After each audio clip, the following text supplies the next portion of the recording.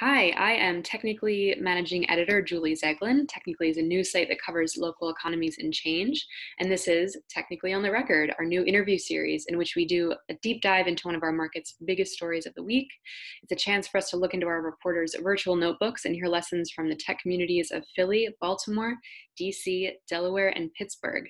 So with me today, I have Michael Butler, who is a Technically Philly reporter, as well as our Report for America Fellow in Philly. So Mike, welcome. Thanks for joining.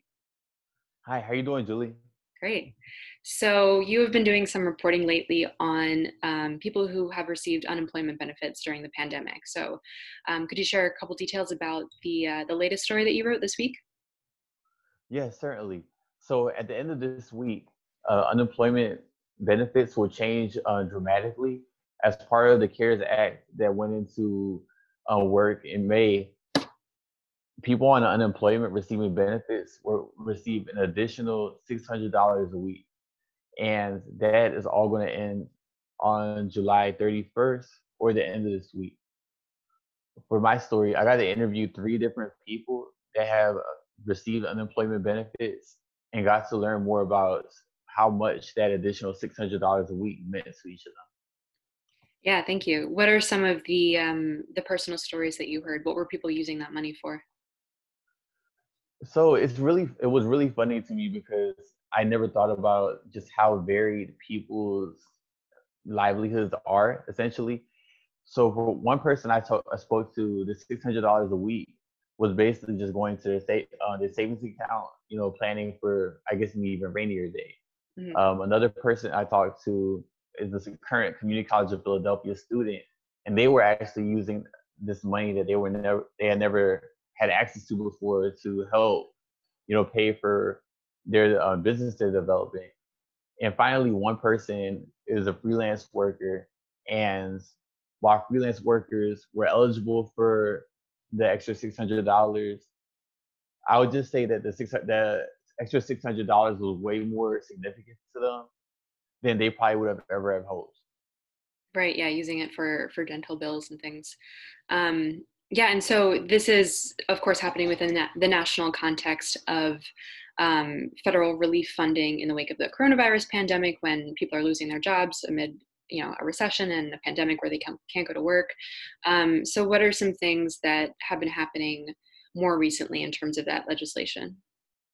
Yeah, so right now, Congress is discussing the the HEALS plan, and the HEALS plan, it would be another stimulus plan that would give the American economy $1 trillion, and part of that would go to helping supplement unemployment benefits, in addition to another paycheck protection program loan, a round of loans for businesses, and in particular, how this would affect people on unemployment is interesting because instead of receiving the $600 a week in addition to their benefits, they will be receiving $200 a week.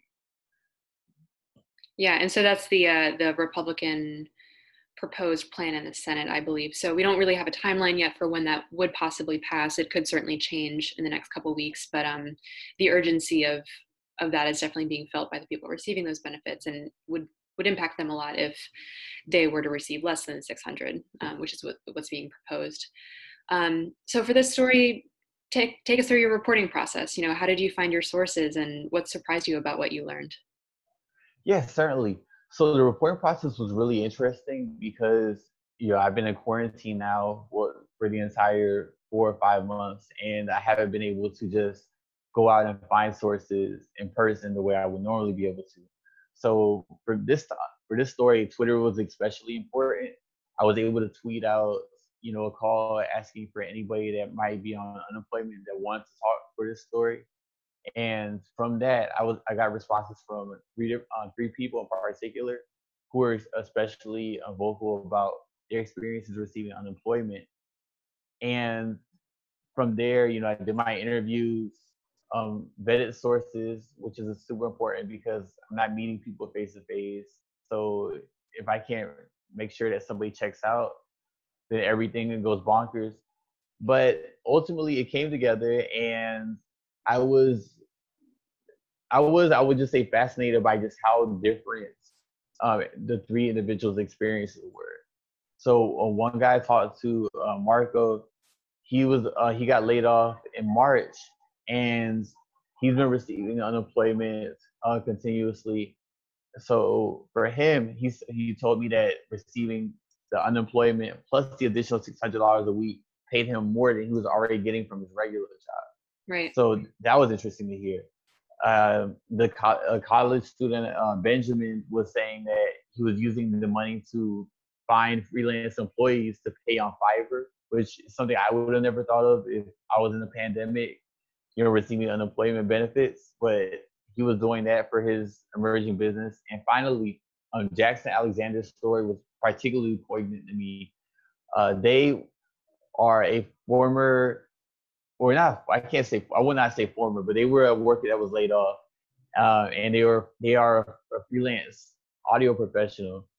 When the theaters all closed in New York, a few months back, they were suddenly out of work. And in addition to having to make two moves during the pandemic from home to home, they also had to pay for emergency dental bills, which looked like two root canals and basically costs for dental appointments that took up entire checks that they were receiving unemployment. Right. So seeing how people have been managing it's really been sobering in terms of just how much people need right now. Yeah, and that they've been busy during their unemployment spells as well. They've been, building businesses and looking for work, certainly. So they're it's a tough time for a lot of people right now. So thank you, Mike. Thank you for anything else that you want to share about this story? Yeah, there was just something that really struck me is odd. So for the first, one of the interesting things that's gotten a lot of publicity and media coverage is that as part of the CARES Act, freelance workers would finally be able to take advantage of unemployment. So previously, if you're a freelance or gig worker, that could mean you work in a bar, or that could mean you're a freelance writer. You were not able to take advantage of unemployment benefits. Well, with the CARES Act, you finally were able to take advantage of unemployment benefits. But one of the things that people might not have discussed it nearly as much is that even though you are eligible for unemployment benefits now as freelance workers, you might not be getting back that much employment. So in Jackson Alexander's case, they were telling me that, hey, it was cool. I finally got my paperwork, but I was only receiving $130 a week after taxes and unemployment benefits. So for Jackson, receiving that $600, which is taxed, by the way, a week in unemployment benefits, supplemented whatever few unemployment benefits they were receiving otherwise. So, moving forward a little bit, without that extra $600 a week in unemployment benefits, Jackson might be receiving maybe $400 or $500 a month in unemployment. So that dollar amount is really important. Yeah. Michael Butler, Technically affiliate reporter, thank you for joining us. Thank you. Yeah. And now for the kicker, which is a quick roundup of tech news from our other Technical.ly markets. In Philly, Paige Gross covered where the School District of Philadelphia's reopening plan currently stands in terms of bringing students back into the classroom. As of this week, a hybrid in-person/virtual plan had been scrapped in favor of an all-virtual learning experience through mid-November.